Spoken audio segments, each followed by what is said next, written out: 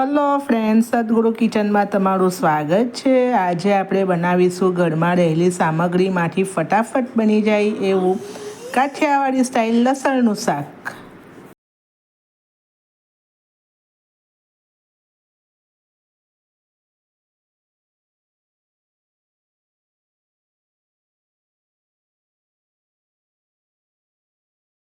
એના માટે અહીં મેં 4 મોટી લસણની કળી લીધી છે અને એને કળી છૂટી પાડી લઈશું।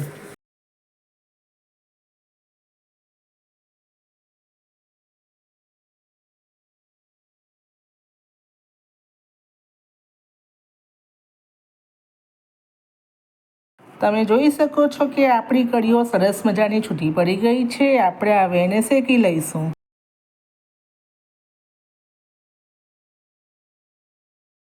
હવે મેં અહીં તવામાં 2 ટીપા તેલ નાખી 2 મિનિટ માટે શેકી લઈશું। જો તમે આ રીતે લસણને શેકી લઈશો તો લસણની કળીઓ સરસ મજાની છોલાઈ જશે અને લસણનો સ્વાદ પણ ખૂબ સરસ આવે છે।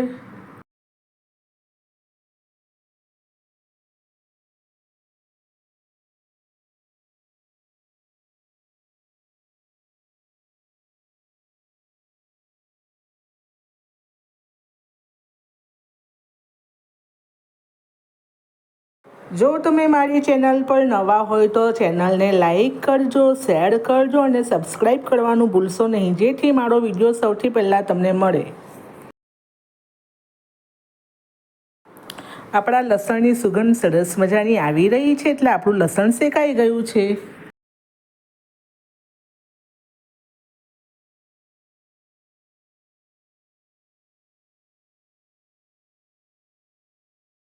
હવે લસણ શેકાઈ ગયું છે એટલે મેં એને એક બાઉલમાં કાઢી લીધું છે અને લસણને છોલી નાખીએ। તમે જોઈ શકો છો કે આપણું લસણ સરસ મજાનું છોલાઈ જાય છે। જો તમને જલ્દી હોય તો 2 મિનિટ માટે તડકામાં મૂકી દેવું, જેનાથી લસણ ફટાફટ છોલાઈ જાય છે।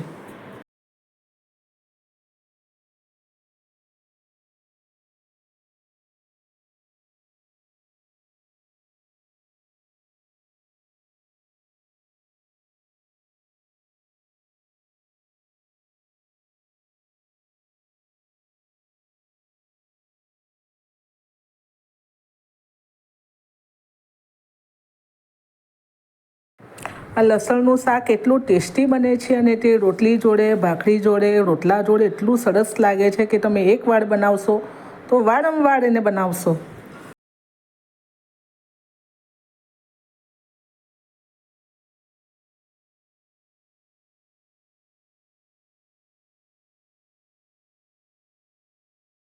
તમે જોઈ શકો છો કે આપણી સરસ મજાની લસણની કળી છોલાઈને તૈયાર છે। હવે મેં અહીંયા અડધી વાટકી જેટલા સિંગદાણા લીધા છે અને ખાંડની દસ્તરમાં અધકચરા વાટી લઈશું। ત્યારબાદ આપણે લસણને પણ અધકચરું ખાંડણીમાં ખાંડી લઈશું।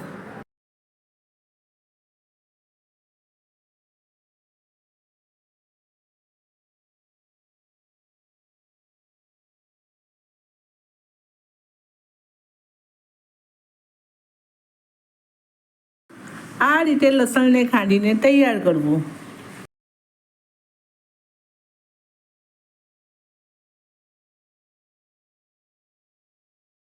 મેં પેનમાં 2 થી 3 પડી તેલ લઈ લીધું છે।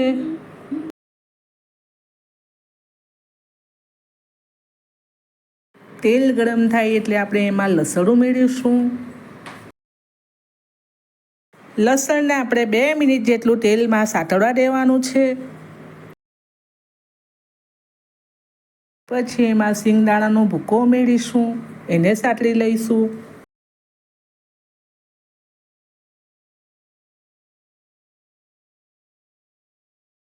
અહીં આપણે હવે મસાલા એડ કરી દઈશું। ધાણા જીરું પાવડર, હલ્દી પાવડર, લાલ મરચું પાવડર અને સ્વાદ પ્રમાણે મીઠું।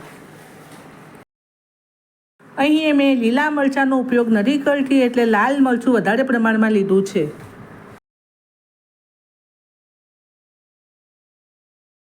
હવે આપણે બધું મિક્સ કરી લઈશું।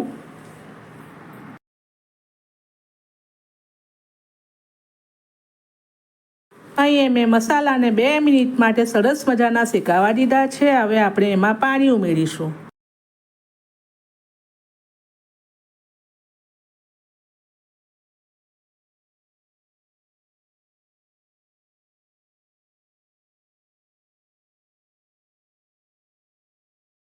દોઢથી 2 ગ્લાસ જેટલું પાણી આપણે ઉમેરી દઈશું. ફરીથી આપણે અંદર મિક્સ કરી લઈશું, જેથી આપણા મસાલા સરસ મજાના કૂક થઈ જાય.